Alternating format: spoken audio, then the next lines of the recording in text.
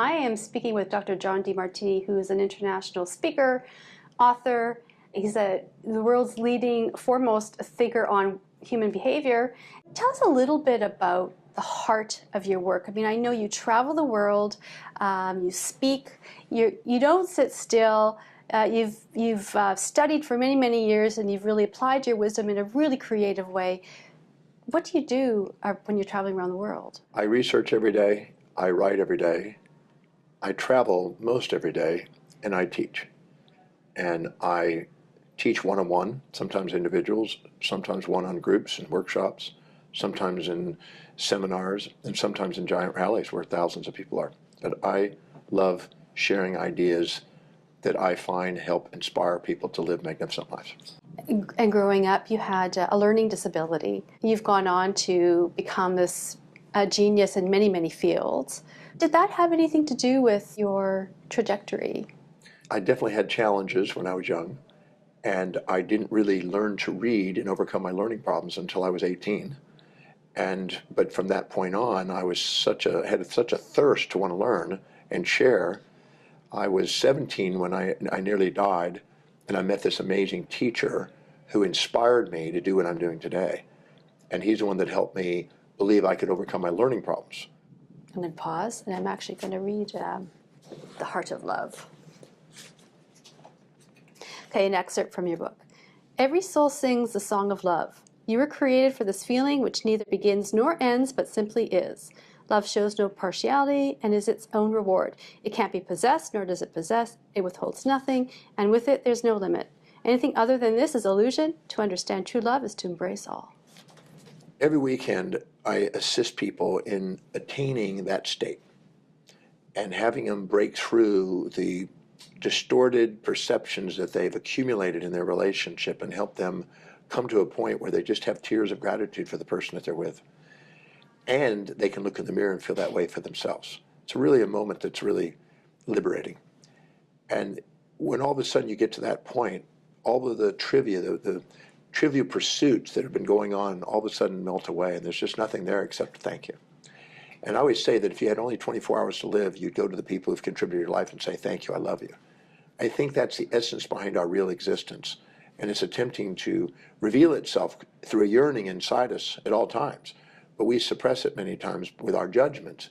Probably the most important thing I've learned from you over the years is thank you, I love you is the highest prayer. Well, many people are creating, you could say, anthropomorphic gods in their own image based on their own values, and assuming that the entire divine nature is supposed to abide by that individual value system and trying to impose it like a flea telling the dog what to do. And then praying for the God, this anthropomorphic deity they've made up, to take care of all the things that challenge them so they can live in this fantasy life. And I always say that that's not really the wisest approach to it. Wiser to look at what's there, find out how it's serving you in the way it is, as it is, and then come to a state of gratitude for the way it is, as it is. The magnificence of the way the world is far greater than the fantasies we keep imposing on it. Are you spiritual or religious? Are you religious or spiritual? Is there a distinction for you? I like to think of a person when they're living in alignment with what they value most, what inspires them spontaneously, like an intrinsic value. They're so inspired they can't wait to get up in the morning and do what they do. That's the way I feel about what I'm doing in teaching and researching. And that is an inspired path. And that's spiritual to that individual. So if I met a gentleman who climbed Mount Everest 4 times and climbed the 7 top peaks twice each. He's an adventurist. His inspiration, his spiritual life is that.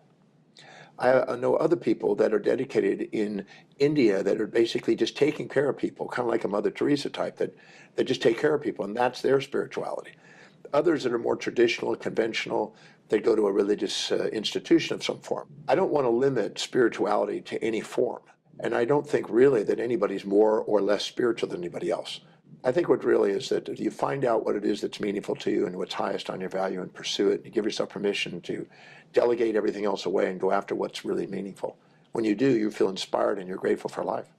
In your mind, in your work, in your experience, how would you describe God Aristotle described God as the unmoving mover. But what does that really mean? In really, really prehistoric times, there appears to be inside the human an anxiety or fear from many aspects of nature. The first forms of deities were geomorphic.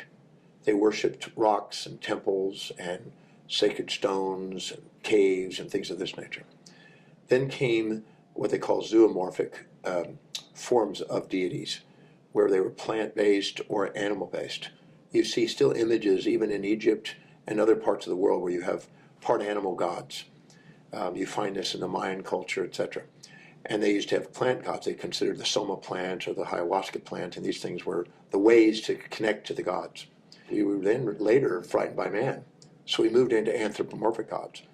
There's an area in the temporal lobe, in the parietal lobe also, that when stimulated by transcranial magnetic stimulation, can elicit responses that people are feeling that they're connecting to the God and actually having it. And they found out that when we're under fear or feeling oppressed or feeling challenged, that area of the brain lights up. And in order to compensate for that fear, to protect ourselves, particularly in freeze responses where we don't feel like we can fight or flight, we dissociate from the experience, the fear, and go in and create an anti-particle, kind of an anti-perspective that we will identify as a godly experience to protect us from the things that we're frightened of. So it looks like in order to survive the experiences of nature, as we went along from our kind of mythological stage into reason, we had to create the deities in order to survive our phobias. As Max Planck and Albert Einstein and others believed, that there may be a higher intelligence that's governing the laws of the universe that supersedes those that is actually involved in the laws of nature that's given birth to the formation of the planet and formation of the stars and formation of things, that supersedes our understanding at this point, that we keep solving the mysteries of them slowly but surely, that we eventually honor as a real intelligence in the universe that's not personified necessarily. It's an impersonal intelligence, but it definitely governs all of the physics that run our life. I'd rather believe in that. I'm more focused on that, because the other ones we can see are phobic based, but I'd rather see and appreciate that intelligence that's running it. If you took all the Nobel Prize winners together and Professor Emeritus together in biology today, they still couldn't put together a single cell. But yet 4.1 billion years ago, there was a single cell on the planet. So we have to humble ourselves to the intelligence of there before even humans, who are supposedly the most intelligent creatures on the planet, even came about. Nature doesn't throw away old mechanisms, it builds new layers on top. And so we have to transcend the basic layers for more advanced layers as we have reason overriding emotion and impulses and instincts. So we grow as we do. We solve mysteries and go on to the next mystery, and there's no end to that. Are people who are really engaged in religion, I mean, is that empowering, or is it disempowering, or is it both? You have some people that are very fundamental, very black and white, very absolutist, that are very right and wrong, good and bad, infatuation, resentment, and very polarized, and are basically run by tradition and conventional, distorted viewpoints, and are very caught in a dogma.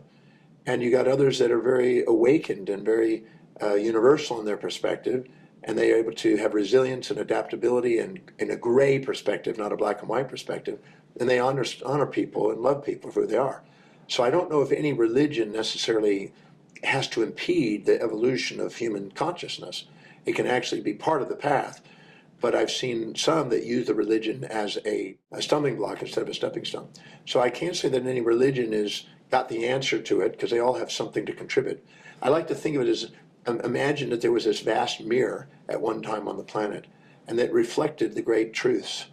And somehow a vandal came and vandalized it and broke it, and it took pieces, and everybody grabbed pieces, and it splintered it across the world. And everybody on the world has a little piece of that great mirror. Our job is to find out how each of those religions have something to contribute and try to find the common thread to them. And there is a common thread to them. And I think it boils down to loving people and being loved and giving true contribution to life by living authentically according to what you value most. Well, society needs complementary opposite value systems, building and destroying each other to adapt. This conflict is necessary for the friction to innovate creative ideas to advance us forward in life. For anyone is watching, one exercise they can do at home, something that they can do to move their life forward, what piece of advice would that be? I would have them go to my website, drdemartini.com, and actually have them fill out the value determination process. It's a 13-step little questionnaire. It takes about 30 minutes of their time to determine what they value most. And then I would have them attempt to prioritize their life in such a way that they're filling their day with the highest priority actions that inspire them. If people will fill their day with high priority actions that inspire them, it won't fill up with low priority distractions that don't. If they fill their lives with challenges that inspire them, it won't fill up with challenges that don't. And if they bring order to their life by living by priority, it won't keep attracting disorder and allows them to dispire.